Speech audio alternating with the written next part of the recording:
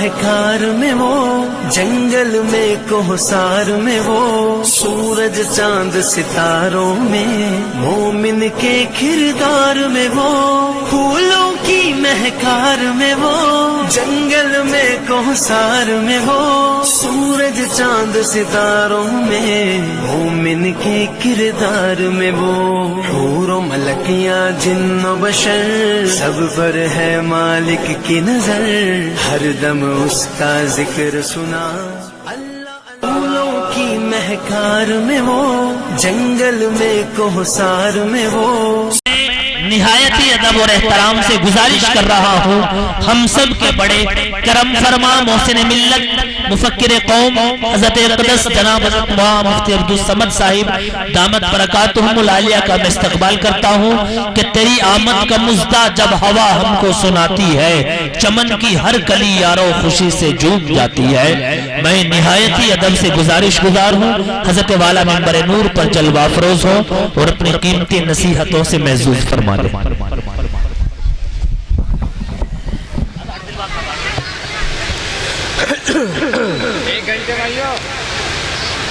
نحمده ونصلي ونسلم على رسوله الكريم اما بعد فاعوذ بالله من الشيطان الرجيم بسم الله الرحمن الرحيم قل هل يستوي الذين يعلمون والذين لا يعلمون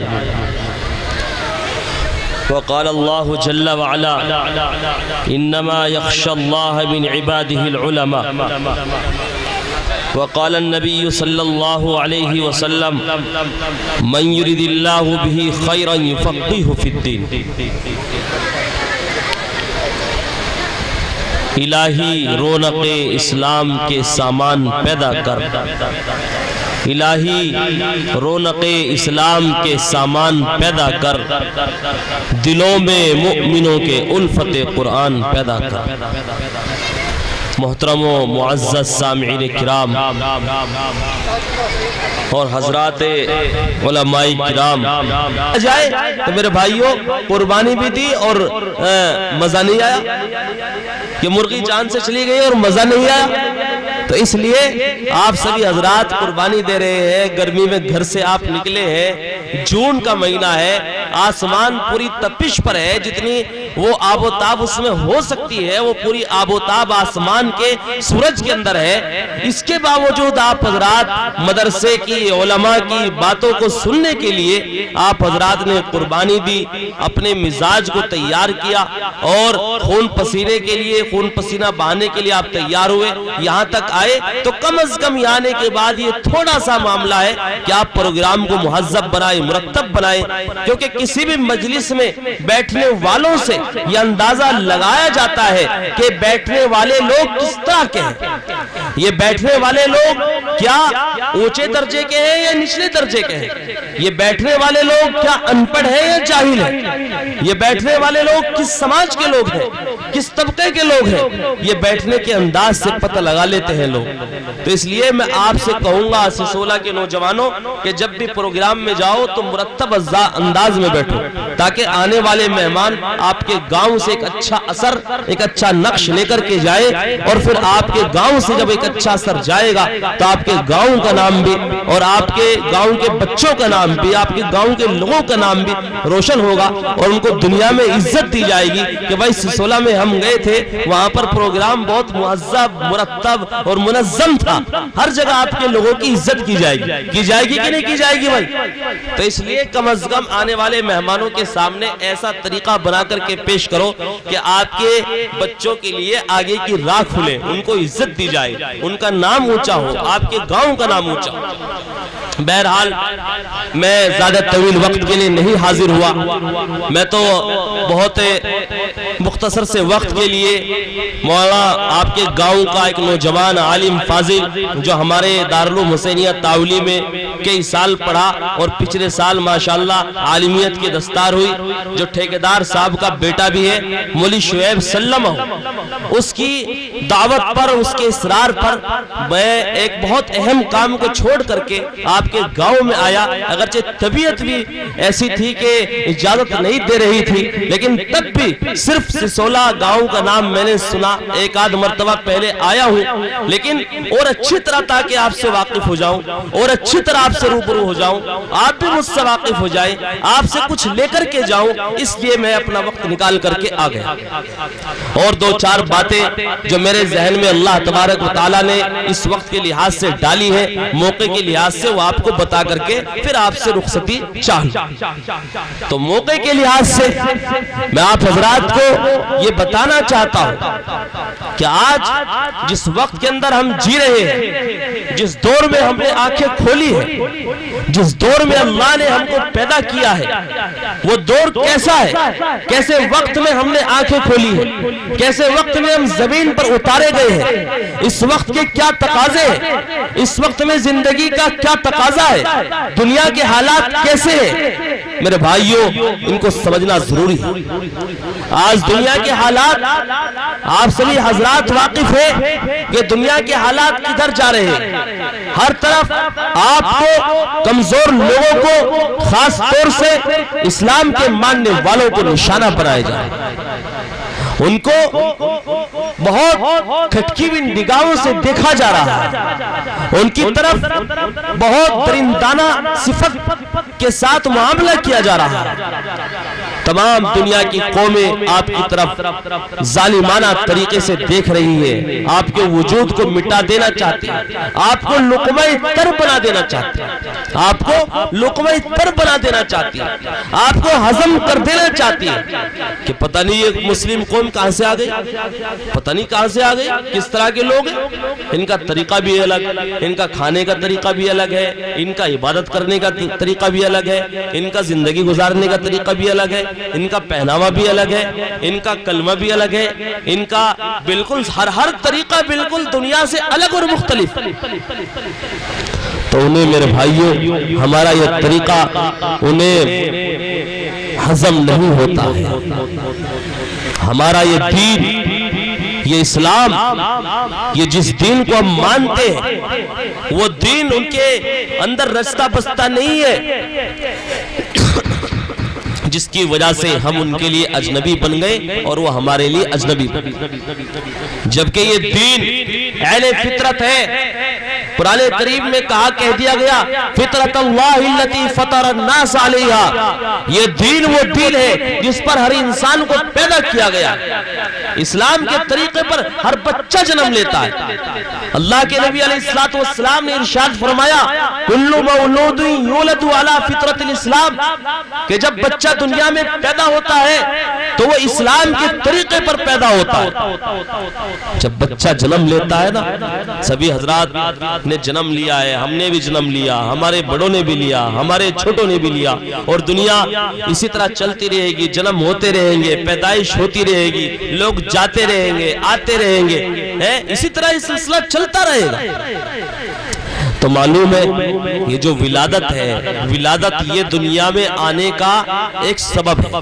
ولادت کیا ہے بھائی؟ ولادت کسے کہتے ہیں؟ دنیا میں آنے کا جو ایک سبب ہے وہ ولادت، یعنی جنم لینا جس کو بولتے ہیں. تو حدیث شریف کے اندر آتا ہے کہ جب بچہ جنم لیتا ہے تو وہ اسلام کے فطرت پر، اسلام کے طریقے پر اس کو پیدا کیا جاتا ہے. اللہ کی طرف سے اس کے دل کے اندر، اس کے دماغ کے اندر اسلام کا کلمہ، توحید کا کلمہ، وحدانیت کا کلمہ، رسالت کا کلمہ اس کے دل اور دماغ میں پیوست کر کے اس کو پیدا کیا جاتا ہے. تو گویا کہ دنیا میں جو بھی بچہ پیدا ہو رہا ہے، چاہے وہ مسلمان کے گھر میں ہو، چاہے غیر مسلم کے گھر میں ہو، چاہے عیسائی کے گھر میں ہو، چاہے یہودی کے گھر میں ہو، وہ پیدا کیا ہو رہا ہے بھائی؟ بتاؤ بھائی سسولا والوں، کوئی بھی بچہ پیدا ہوتا ہے تو کیا بن کر پیدا ہوتا ہے؟ کس طریقے پر پیدا ہوتا ہے؟ اسلام کے طریقے پر پیدا ہوتا ہے۔ کس طریقے پر؟ بتاؤ بھائی، اسلام کے طریقے پر۔ ہم بھی پیدا ہوئے مسلمان کے گھر میں، ہم تو مسلمان کے گھر میں پہلے سے ہی تھے، تو اللہ نے ہم کو تو آٹومیٹک مسلمان بنا دیا۔ لیکن غیر مسلم کے گھر میں، یہودی کے گھر میں، عیسائی کے گھر میں، مشرک کے گھر میں، کافر کے گھر میں، مجوسی کے گھر میں، آتش پرست کے گھر میں جو بچہ جنم لیتا ہے تو وہ اسلام کے طریقے پر جنم لیتا ہے، اسلام کے دین پر اس کو جنم دیا جاتا ہے۔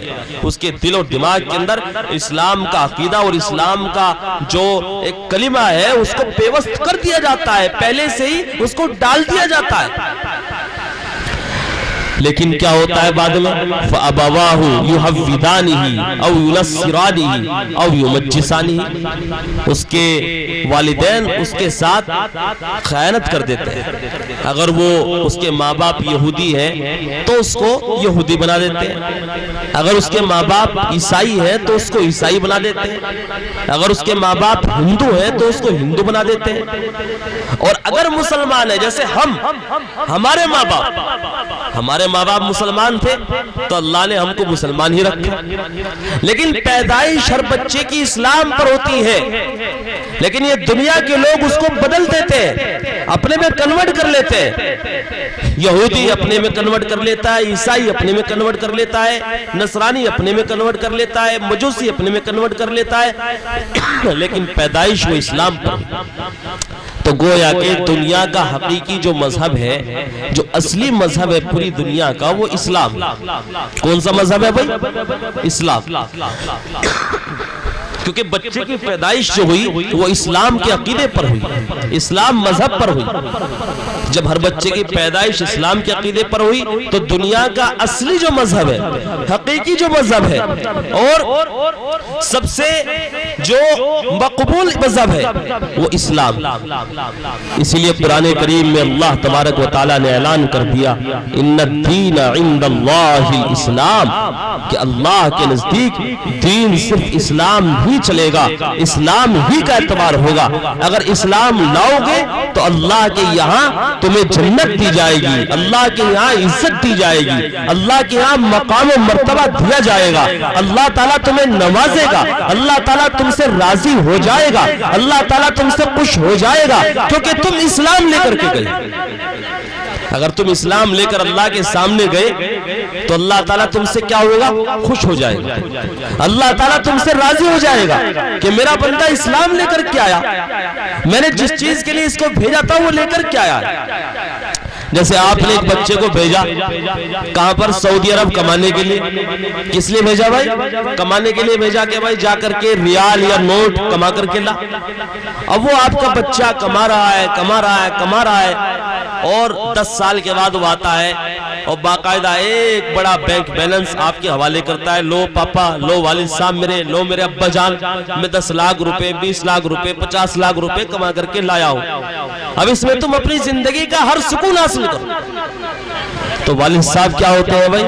جب سعودی سے وہ بچہ آ کر کے ایک بڑا بینک بیلنس اپنے والد کو دیتا ہے تو والد صاحب ناراض ہوتے ہیں یا خوش ہوتے ہیں بھائی؟ بتاؤ بھائی، ارے بھائی ناراض ہوتے ہیں کیا؟ بتاؤ، خوش ہوتے ہیں نا؟ وہ بہت خوش ہوتے ہیں کہ میرا بچہ کامیاب ہو کر کے گیا، جس مقصد سے گیا تھا وہ مقصد پورا کر کے آیا، میں نے بھیجا تھا پیسے کمانے کے لیے، بہت بڑی رقم لے کر کے آیا، اب یہاں پر آ کر اس بچے کو عزت بھی دے گا، اس بچے کی ہر خواہش پوری کرے گا، اس کو سب سے اوپر رکھے گا، بلکہ اس کے تمام بھائیوں اور بہنوں میں اس کو وہ عزت دی جائے گی جو کسی اور کو عزت نہیں دی جائے گی۔ کیوں؟ اس لیے کہ اس نے اپنے والد کے مقصد کو پورا کیا ہے، اس کی منشا کو پورا کیا ہے، اس کی چاہت کو پورا کیا ہے، اس کے والد صاحب کی جو چاہت تھی، جو منشا تھا، جو ارادہ تھا، اس نے اس کو پورا کیا۔ اس لیے والد صاحب کی نکاح میں اس کا مقام، جب والد صاحب کی نکاح میں مقام ہے تو والد صاحب اس کو عزت بھی دیں گے اور اس کے لیے مکان بھی بنوائیں گے، اس کا محل بھی بنوائیں گے، اس کی شادی بھی کریں گے، اس کو ہر وہ چیز دیں گے جو دے سکتے۔ اسی طرح میرے بھائیوں ہمارے رب نے، ہمارے پروردگار نے، ہمارے پالنے والے نے، ہمارے خالق نے، ہمارے مالک نے ہم کو دنیا میں بھیج دیا کہ جاؤ اب دنیا میں جا کر تمہیں ایک متعینہ وقت گزارنا ہے۔ کتنے سال؟ کسی کو 20 سال کے لیے، کسی کو 30 سال کے لیے، کسی کو 40 سال کے لیے، کسی کو 50 سال کے لیے، کسی کو 70 سال کے لیے، کسی کو 80 سال کے لیے۔ ایک متعینہ وقت تمہیں دنیا میں جا کر گزارنا ہے، لیکن دنیا میں تمہیں ہمیشہ نہیں رہنا بلکہ ایک دن آنا ہے۔ چاہے 50 سال میں آ جانا، چاہے 60 سال میں آ جانا، چاہے 70 سال میں آ جانا، چاہے 100 سال میں آ جانا، لیکن وقت پورا کر کے جب آؤ گے تو اگر تم اپنے ساتھ اسلام کو لے کر کے آؤ گے، اگر اسلام کو لے کر کے آؤ گے، اپنے ساتھ اپنی زندگی میں اسلام اور ایمان کو لے کر کے آؤ گے تو یہاں پر تمہارا اعزاز کیا جائے گا، یہاں پر تمہارے لیے بہت بڑا اعزاز۔ کیا اعزاز ہے؟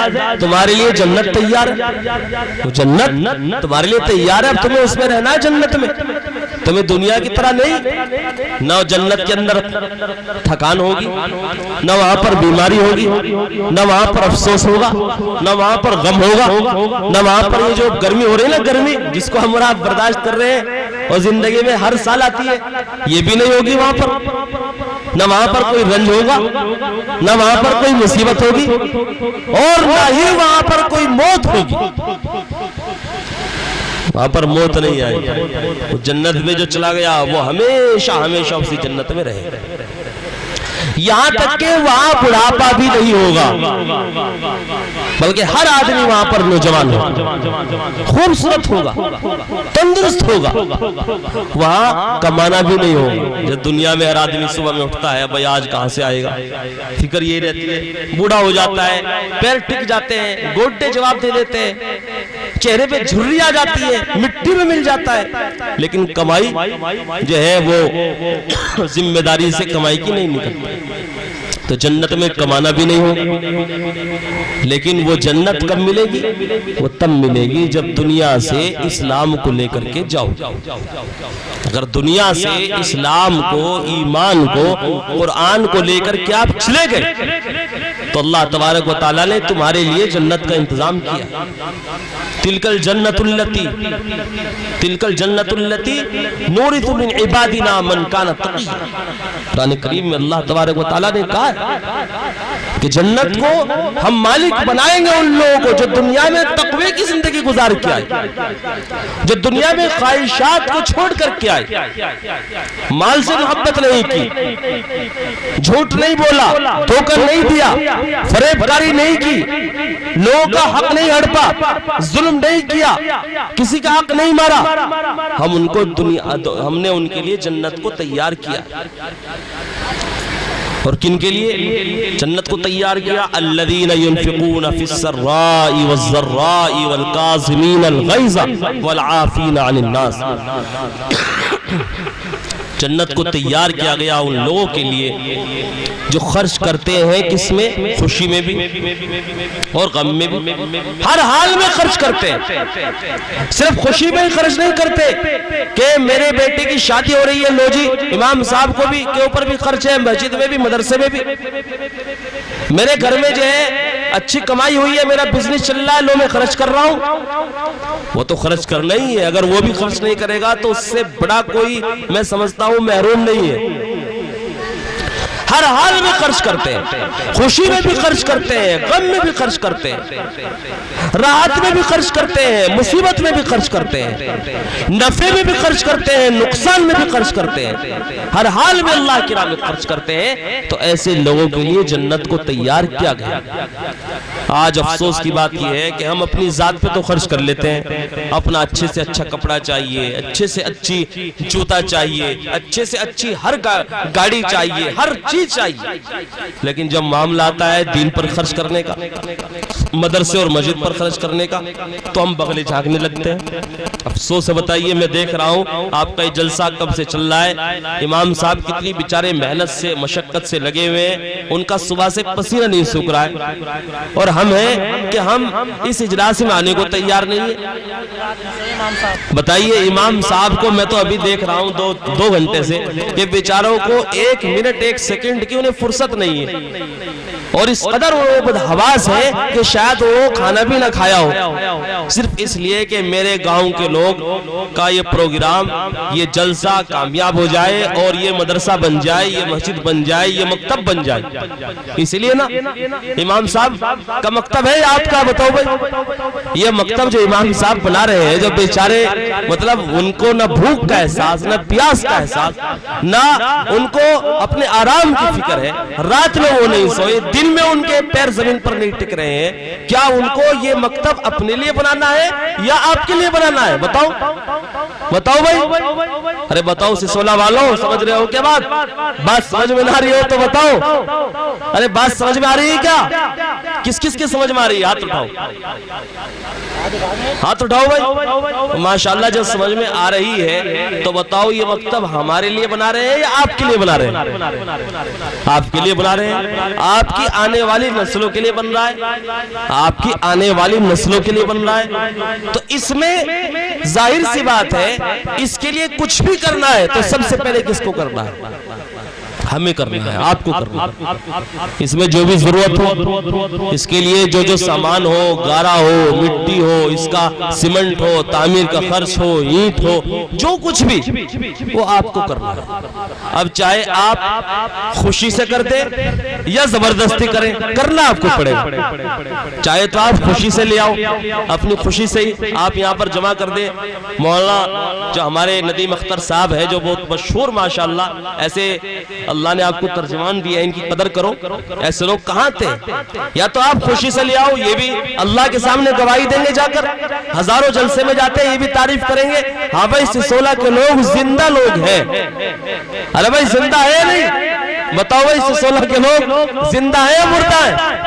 ارے بتاؤ نا، زندہ ہے، زندہ ہے مردہ ہے؟ زور سے بتاؤ مجھے، میں جب ہی سمجھوں گا کہ آپ کے دل زندہ ہے یا مردہ ہے، تو زندہ ہو تو زندہ ہونے کا ثبوت پیش کرو، یا تو خوشی سے کر دو، خوشی سے جو مکتب کا خرچ ہے، اینٹ ہے، پتھر ہے، گارا ہے، اس کی ڈھلائی ہے وغیرہ وغیرہ، تو خوشی سے اس کا انتظام کرو، نہیں تو آپ سے زبردستی بھی لینا جانتے ہیں۔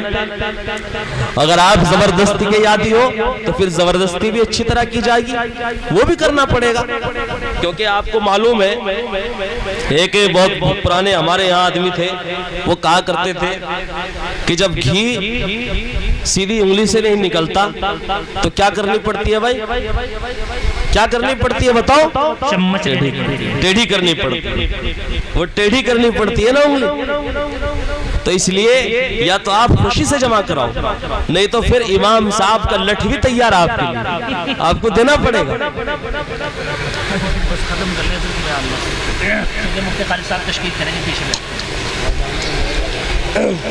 بہرحال میں تو آ گیا تھا وقتی طور سے آپ حضرات سے تھوڑا سا روبرو ہونے کے لیے، تاکہ میں آپ کا شناسہ ہو جاؤں، آپ میرے ہو جائیں، اس لیے میری اس بات پر آپ غور کریں اور مدرسے کا مکتب کا تعاون کریں۔ ہاتھ اٹھائیں، تعاون کریں گے کیا؟